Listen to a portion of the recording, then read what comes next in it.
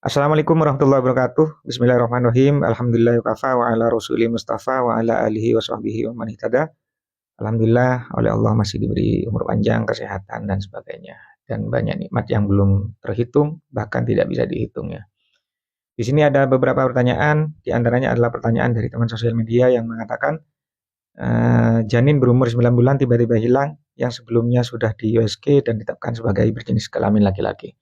Hilangnya janin ini dikategorikan melahirkan atau tidak ya menurut syariat. Wong, anak yang hilang itu tidak pernah terlihat atau tidak pernah terlihat terlahir ke dunia. Jadi wong nggak ada bayi yang terlihat kok masih bisa dikatakan melahirkan. Apakah ini benar menurut syariat seperti itu? Jadi ada orang nih hamil 9 bulan tiba-tiba nyampe 9 bulan hilang bayinya, nggak keluar darah, nggak apa kayak meskipun keluar darah cuma satu tetes misalnya. Jadi nggak ada apa-apa, murung-murung kempes gitu. Jadi kalau di Madura itu dikenal dengan apa namanya dimakan apa namanya dimakan makhluk halus lah intinya seperti itu. Ada juga yang mengatakan karena ada unsur sihir dan sebagainya. Jadi kira-kira menurut syariat kasus di atas, fenomena di atas itu dinamakan melahirkan atau tidak?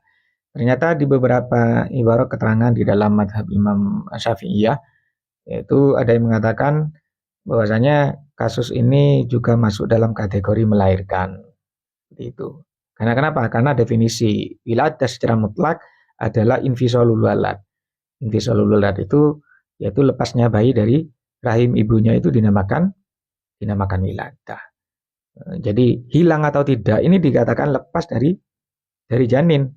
Jadi kalau masih ada di janin berarti tidak lepas. Kalau udah hilang berarti lepas. Jadi karena lepasnya inilah jadi orang yang kehilangan bayi di dalam rahimnya ini tetap dikatakan wiladah. Sehingga hukum dari status iddatul hamli misalnya, ya berarti ketika sudah melahirkan berarti dianggap sudah lepas dari iddah.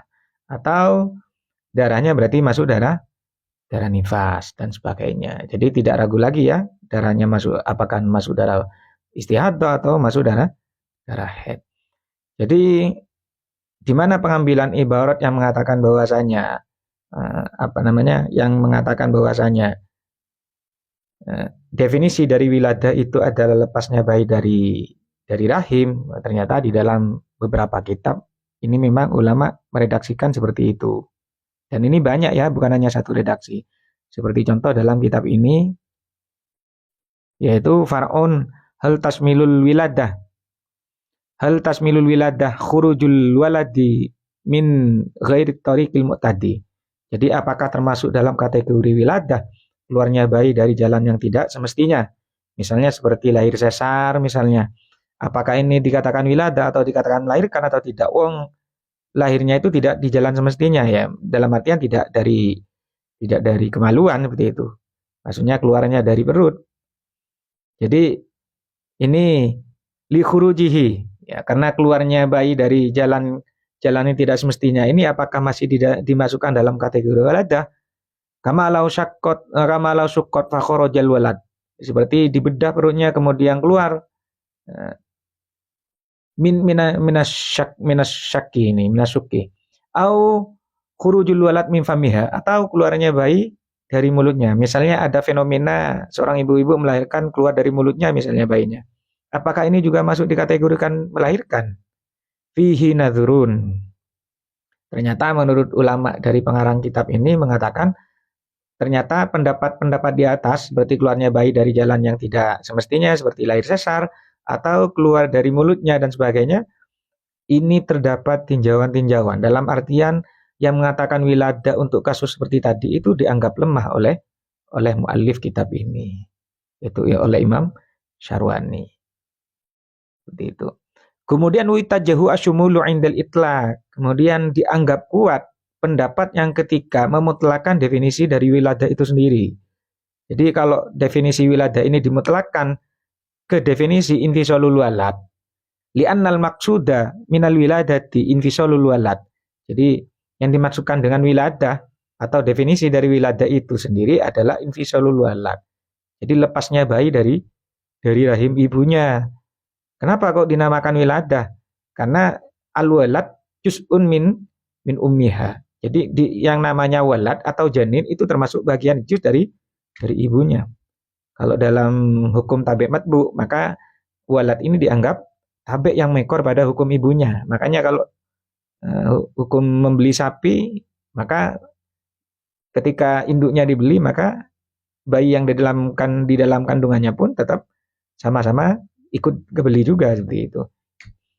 Jadi sama dengan manusia, ya kalau manusia itu bayi ini dihukumi seperti hukum ibunya karena termasuk juz'um minhu, bagian dari ibunya. Ketika bagian ini lepas maka ya dianggap melahirkan karena definisi secara mutlak melahirkan adalah infisolul walad. Jadi lepasnya bayi dari rahim ibunya ini sudah dianggap melahirkan. Entah lepasnya ini karena sebab melahirkan secara normal atau lepasnya karena ada unsur lain seperti operasi sesar atau keluar dari mulutnya ataupun hilang di bawah jin misalnya. Intinya meskipun di bawah jin atau karena fenomena alam hilang tanpa bekas atau memang kenapa lah. Jadi intinya di bawah jin misalnya. Lah meskipun di bawah jin ini kan sudah lepas dari infisolulalat, sudah lepas dari janinnya seperti dari rahimnya. Lah lepasnya bayi dari rahim ini dianggap wiladah. Sehingga ketika dianggap wiladah, maka status hukum-hukum lain juga sama seperti hukum-hukum yang standarnya, seperti hukum-hukum melahirkan biasanya. Jadi kalau darah yang keluar setelah bayi ini hilang, berarti darahnya darah nifas. Itu. Jadi kalau ada yang tanya, loh ini kan nggak pernah dinamakan anak, dinamakan wiladah melahirkan kan nggak ada anak yang keluar. Ya, tapi kan itu ketika definisi wiladah, definisi wiladah itu dengan huruful walad. Tapi kalau definisi waladah dengan definisi infisolul walad, maka hilangnya anak ini meskipun terbawa jin ya tetap dimasukkan dalam kategori wiladah melahirkan. Meskipun nggak ada bayi yang terlihat. Itu. Di dalam kitab lain ya, ini di dalam kitab apa ini? Tufatul Muhtad apa Hawashi Syarwani ini. Kemudian di dalam kitab yang lain yaitu karyanya Imam Ar-Rafi'i, di sini juga ada yaitu ini masalah darah yang keluar sebelum kontraksi ya. Itu bukan nifas tanpa hilaf. Ini menurut Imam Ar-Rafi'i dan di antara hilaf ulama yang mengatakan itu adalah darah nifas, yaitu yang pertama berpendapat bahwasanya min waqtid dam al-badi indat talqi. Jadi darah permulaan yang keluar waktu kontraksi. Kemudian yang kedua minal kharid min dhuhuril walad, yaitu wujud yang keluar dari min dhuhuril walad, dari sesuatu yang keluar dari tampaknya anak, misalnya keluarnya anak lah istilahnya. Jadi memang benar-benar berupa anak, baru dinamakan wiladah, dinamakan melahirkan. Jadi kalau masih berupa segumpal darah atau masih berbentuk cairan-cairan darah dan sebagainya, ini masih belum bisa dikatakan wiladah. Nah, ketika belum bisa dikatakan wiladah berarti darahnya bukan darah nifas.